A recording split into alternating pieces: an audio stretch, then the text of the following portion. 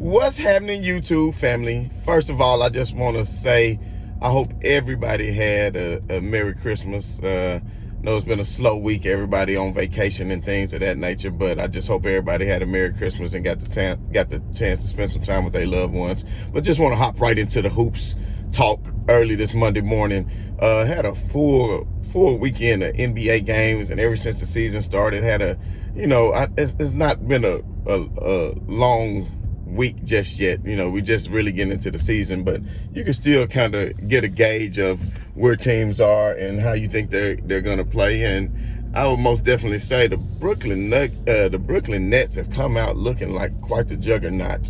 And it doesn't surprise me, nor should it surprise anybody else when you got players on the level of Kyrie Irving and Kevin Durant, which is turning out to be a hell of a tandem. Which, when you pair Kyrie with LeBron, it was a hell of a tandem. Kyrie, I think, just could not play a lot of good team ball like Boston needed him to play. And that's where he maybe ran into some issues. More so when it's him and Durant, it's like a 1-2 punch where, it's going to be, I'm not saying full ISO ball because they do have some pretty good ball movement, but it's a lot of ISO with KD and then a lot of ISO with Kyrie, which is not bad because both of them are fully capable of scoring and they're good threats in the NBA. But with that being said, I still don't think there's any way they could beat the Los Angeles Lakers in the 7-game series. But it's a long way to go before we even get that far because Brooklyn might not even make it out of the East. But that's a conversation for another day.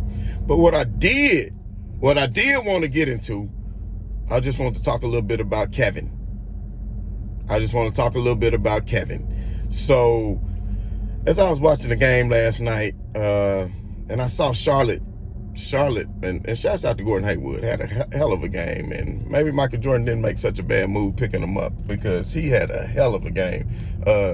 Now, one thing I did notice in the fourth quarter, Steve Nash decided to sit Kyrie and KD together. I want to say the lead was probably about 5 or 6 when they sat down at the beginning of the fourth quarter. Well, that may be something that Steve Nash needs to reconsider as far as having both of them on the bench at the same time. Because when they both sat down, the lead ballooned to like 14 or 15 points. And then it had me wondering, okay, when are they going to come back in? I want to say they came back in at the 7.5 or 8 minute mark. So when they came back in at the 8 minute mark, that's when they start to go on a run. I want to say they went on a 14-2 run. And when they went on that 14-2 run, that's when I was thinking, oh, here we go. Charlotte Hornets are about to lose. Brooklyn Nets are going to be 3-0. And I mean, it's still an early season game, but at the end of the day, this is a game that could kind of give you a measurement on how they can play when it comes to close game situations, what Steve Nash is going to draw up, and what will they do. So as the game got to its waning moments, trying to remember who went, maybe PJ went to the line for Charlotte. I think PJ went to the line for Charlotte with maybe like 15 seconds left, 20 seconds left. I know it was one possession left. I know it wasn't a lot of time in the game left, but he went to the line with maybe 15, 20 seconds left, and he blew both of the free throws. So I'm thinking at this point, oh man, he missed both of the free throws.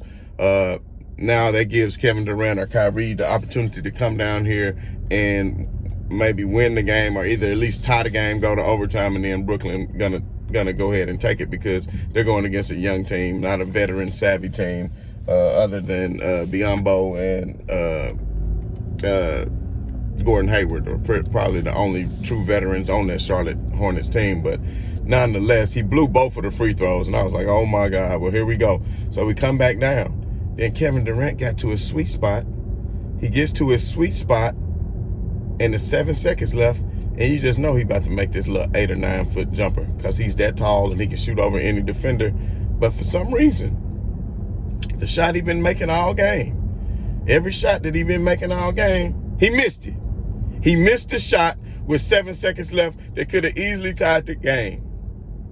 Or they could have drew up something with Kyrie to hit a 3, which he had been hot from the outside, and they could have won the game. But all these GMs, when they were asked, who would you rather take the last shot? LeBron James or whoever, and a lot of these GMs said that they would rather have Kevin Durant take the last shot or Kyrie take the last shot. And not one GM in the league said that they wanted LeBron James to take the last shot. Well, we could clearly see that Kevin Durant, where was his clutch gene last night? They say, and it's not even playoffs. It's a regular season game. You're not even in front of fans. Hardly whoever's watching it on NBA TV. That's who the fans were that were watching it, because there were none in attendance. But yet, you could not make the little 8-foot jumper, Kevin Durant.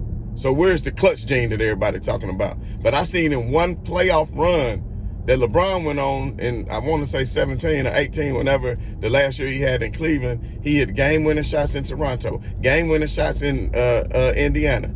At the end of the game, with no time on the clock, game-winning threes, game-winning runners off the glass, kissing it softly. So whatever narrative all these people creating, saying that Kevin Durant is a better shooter than LeBron, I want you to go back and check the statistics. I mean, his shot might look better, it might look smoother, but who has the highest percentage? Who has the highest three-point percentage? Who has the highest field goal percentage? Career-wise, that would be LeBron James. That's who has the highest percentage. So how can you say somebody is a better shooter when they have a lower percentage than you? How can they be a better shooter if they shoot a lower percentage than you? So that's called men lie, women lie, but numbers don't lie. So that's numbers, and that's what you call facts. So I would dare say that LeBron James is a better shooter than Kevin Durant. It might not be as pretty. And people say, well, he gets to the hole, that's how he makes all the shots. Well, Kevin, you a 7-footer, get to the hole. You might not have the power of LeBron, but LeBron, he can power his way to the inside and become very, very accurate when he comes that close. And then let's not forget about his patent fadeaway. So I don't want to talk too much about that, but I just did want to point that out, that Kevin Durant had a chance to win the game, or either at least tie it up so they can go to overtime, but he could not finish the deal.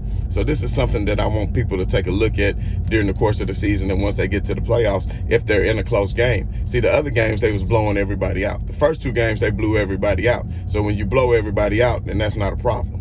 When you blow everybody out, that's easy. It's easy to hit shots. When you up by 10, you up by 12, you up by 15. That's what Steph Curry and a lot of the Golden State used to do. They blow teams out, so there's no pressure on you to make a 3. There's no pressure on you to take a 3. Hell, you winning by 15. What's gonna happen if you miss the 3? Okay, yeah, where's the pressure? But are you taking those same shots when the game is tied and there's 1 minute left? You know, are you making those same shots when the game is tied? Are you behind by 1 and you need a shot for victory? That's all I'm saying. Kevin Durant, you weren't capable of doing it last night, which I'm not saying that you aren't capable of doing it. But like I said, I'm not calling you the silent assassin. I'm not calling you the Slim Reaper. I'm not calling you none of that. I'm not calling you KD. I'm not calling you any of that. I'm going to be calling you Kevin. Your name is Kevin until further notice. So I did notice that. And then, of course, after that, the Los Angeles Lakers came on and played the Minnesota Timberwolves. And everybody saw what happened. Everybody saw what happened in that game. Of course, LeBron James only played 26 minutes. So shout out to them for putting the Minnesota Timberwolves away early, which they were without Karl Anthony Towns. So it became an easy victory for the Lakers. But we saw what the Clippers did. They was without Kawhi, and they set a record for losing by the most points. I mean, in the shot clock era, was behind by 50 at halftime. It was like 75 to 28 or something crazy. How the hell do you go a whole half with only making 28 or 30 points in a half? That's what teams make in a quarter now. And I don't want to hear because Kawhi was out, because that's just one man out. And if you're going to rest him through the season, that's what's going to happen when you have no Kawhi? You know, and let's not act like Dallas was fully manned either. Let's not act like Dallas was had they full roster either, because of course Porzingis is still out. So I don't want to hear any excuses about, I mean, even if you lost, you didn't lose. You got obliterated.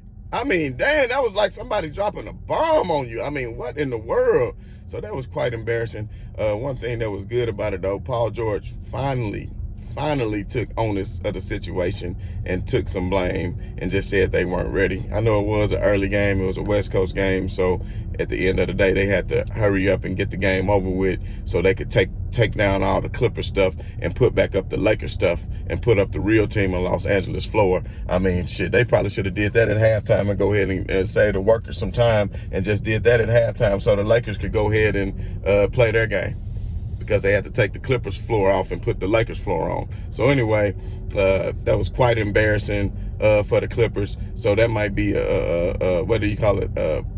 A prelude of things to come for their season. Although it was just one game, it was a hell of an embarrassing game. And if you really think about it, that was in the shot clock era. Nobody has scored that low in the shot clock era. And you got to think, with the way the shot clock resets now to 14 seconds, you have a ton of extra possessions.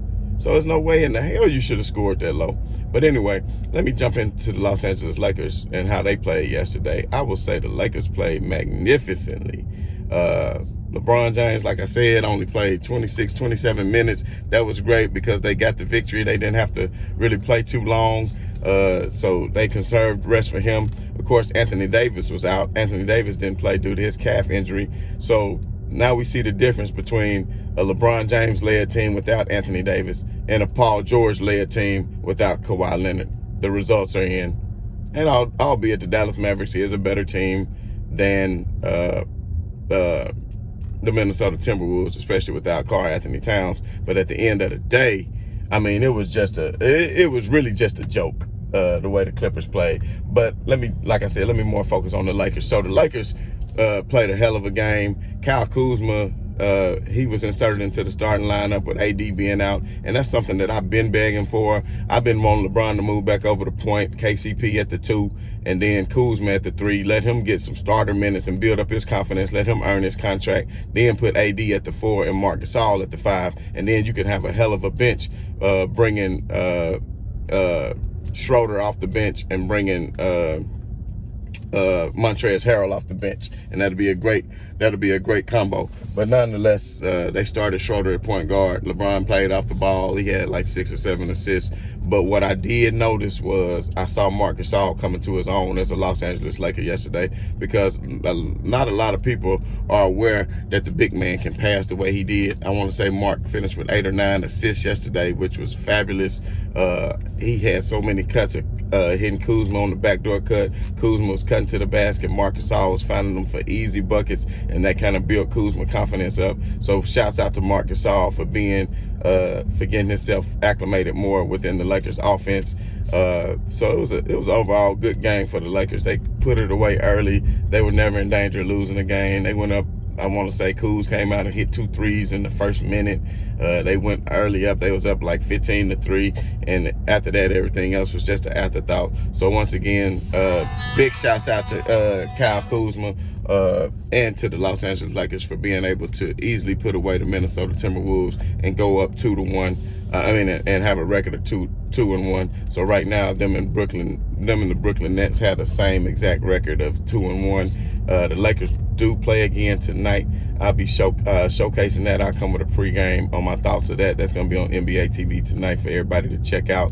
So I just want to tell y'all that it's going to be a great season. And I want to give big shouts out to everybody that's subscribed to the channel, everybody that's giving me any kind of support. It's much love and much appreciated. So this is Be New. And I know I had been saying right on to the real and death to the fakers, but I'm not going to say that anymore because I don't wish death to anyone. You understand what I'm saying? And plus, I had somebody come at me from a long time ago, from the 70s about that, but we're not going to really get into that. But I got a new phrase that I'm going to say, and I want y'all to spread it too. I'm going to say right on to the real and love to the haters. Much love to the haters, because it's the haters that get you your support. And I noticed there's been a lot of haters coming on my channel with a whole lot to say lately. I really appreciate y'all. I don't even have to respond to a lot of you all because your ignorance is just, it shows itself, and it doesn't even require a response. And sometimes I just let some of my subscribers go with y'all lightweights and handle that. But if I really feel like that your comment is worth me responding to, then of course I will. But anyway, as I was saying, right on to the real, and much love to you haters. This is Be New signing off. I'm out. Much love. Peace.